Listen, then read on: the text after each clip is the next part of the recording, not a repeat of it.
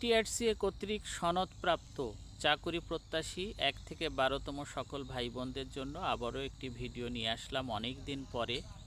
আপনারা বারংবার আন্দোলন চালিয়ে যাচ্ছেন, বিগত 15 বছর ধরে বলা যায় আপনারা এই আন্দোলন সংগ্রাম করছেন, কিন্তু আপনাদের ফলপ্রসূ কোনো কিছু হচ্ছে না। তো অনেক দিন পরে যারা আন্দোলন প্রার্থী আছে, যারা আন্দোলনের লিড দিচ্ছেন, তারা দেখলাম যে জনাব তারেক রহমানের সাথে দেখা করেছেন। তো তারেক রহমান মহোদয় উনি কি বলেছেন বা এই 1 থেকে 12তম চাকরি প্রত্যাশীদের কি আশ্বস্ত করলেন, চলুন আমরা একটু শুনে আসি। আন্দোলনে করছি বিগত সরকারের আমাদের 22 সাল থেকে অদ্যাবধি পর্যন্ত আন্দোলনে আছি। আমরা অন্তর্বর্তী সরকারের কাছেও দাবি তুলেছি, আমাদেরকে নানানভাবে আশ্বস্ত করা হয়েছে, কিন্তু আমাদের চাকরি কোনো নিশ্চয়তা দেয়নি। এরপর আমরা 9 নভেম্বর থেকে 26 নভেম্বর আমাদের একটা আলটিমেট দিয়ে আন্দোলন করছি। তখন আমাদের 9-11 তারিখ নভেম্বর মাসের শিক্ষক কর্মচারী ঐক্যের সম্মানিত চেয়ারম্যান অধ্যক্ষ সেলিম বিয়া স্যার আসছেন। তিনি এনটিএসসি চেয়ারম্যানের সাথে কথা বলছেন।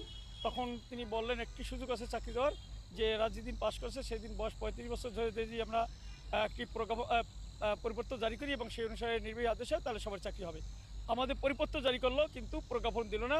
তখন আমরা মহাসচিব মহোদয়ের সাথে দেখা করি। এবার মহাসচিব মহোদয় আবার অধ্যক্ষ সেলিম বিয়াকে বললেন বিষয় দেখার জন্য, কিন্তু আমাদের কোনো সুরা না হয় আমরা আজকে গতদিন আমরা দেশনেত্রী বেগম খালেদা জিয়ার মাজারে পুষ্পস্থাপন করি এবং ওখানে আলোচনা করি যে আজকে আমরা মহাসচিব মহোদয় এবং দলের চেয়ারম্যান জনাব তারেক রহমানের কাছে আমরা আমাদের লিখিত আবেদন এবং আমরা যতজন বঞ্চিত আছি শিক্ষকদের, তাদের তালিকা দেব।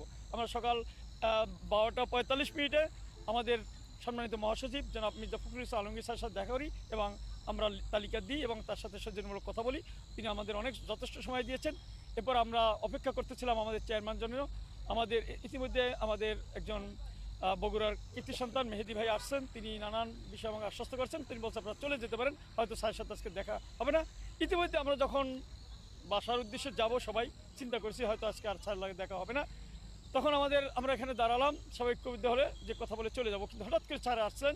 উনি হাত নেড়ে আমাদেরকে দেখলে স্বাগত জানান এবং তিনি ভিতর গিয়ে আবার আমাদের সাথে মাঠে আসলেন। এসে আমাকে প্রশ্ন করলেন আপনি কেন এসছেন, কি দাবি? তখন আমি বললাম যে স্যার আমরা দীর্ঘদিন এই আন্দোলন করছি, আমাদের সফলতা আসেনি। আপনার কাছে আমাদের দাবি, আমরা আসলে আপনার কাছে চাকরির জন্য আসিনি। আমরা যে দীর্ঘদিন এই জাতীয়তাবাদী দলের ব্যানারে আছি। আমি 9ম শ্রেণীতে পড়া থেকে আমি ছাত্রদল করে আসছি। আজকে আমার বয়স প্রায় 50-এর কাছাকাছি। আমি এখনও নিয়োগ বঞ্চিত এই ফ্যাসিস্ট সরকারের আমল থেকে। অর্থাৎ আপনি যদি আমাদের বিষয়টি সুনজরে দেখেন, তখন তিনি বললেন তুমি স্মারকলিপি দিয়েছো, বই দিয়েছো। তখন আমি তার প্রেস সচিবের কথা বললাম, মেহেদি হাসান ভাইয়ের কথা বললাম। তাহলে তখন তিনি বললেন ঠিক আছে। এরপর তিনি আশ্বস্ত করলেন যে আমার দল যদি নির্বাচিত হয়, ইনশাল্লাহ আমরা যদি আসতে পারি ক্ষমতায়, তার বিষয়টি বিবেচনা করা হবে সর্বমহলে আলোচনার পরিপ্রেক্ষিতে। এই জন্য আমরা আমাদের পক্ষ থেকে ধন্যবাদ জানাচ্ছি যে উনি এমন একজন জনবান্ধব মানুষ আমার জীবনে আমি দেখিনি, যিনি তিনি ভিতরে গিয়ে আমাদের সামান্যতম কিছু লোকের চাকরি আশ্বস্ত দেওয়ার জন্য উনি যে আমাদের কাছে আসবেন, আমাদের এই নিয়োগ বঞ্চিত শিক্ষকরা কেউ এটা কল্পনাও করেনি।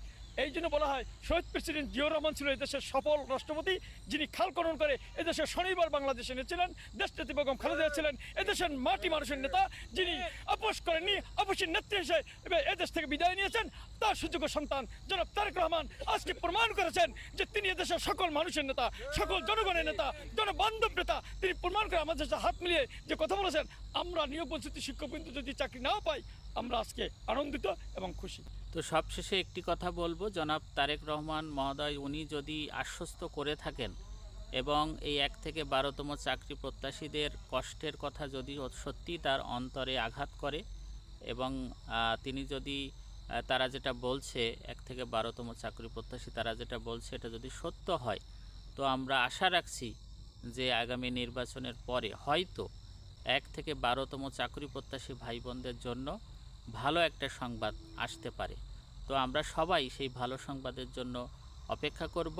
আর চাকরি প্রত্যাশী ভাই বোন যারা আছেন তাদেরকে বলবো আপনারা আপনাদের জায়গা থেকে অবশ্যই আপনারা কাজ চালিয়ে যাবেন এবং জনাব তারেক রহমান যেহেতু আশ্বস্ত করেছেন, আমরা আশা রাখছি ভালো একটা সংবাদ আমরা নির্বাচনের পরে পেয়ে যাব।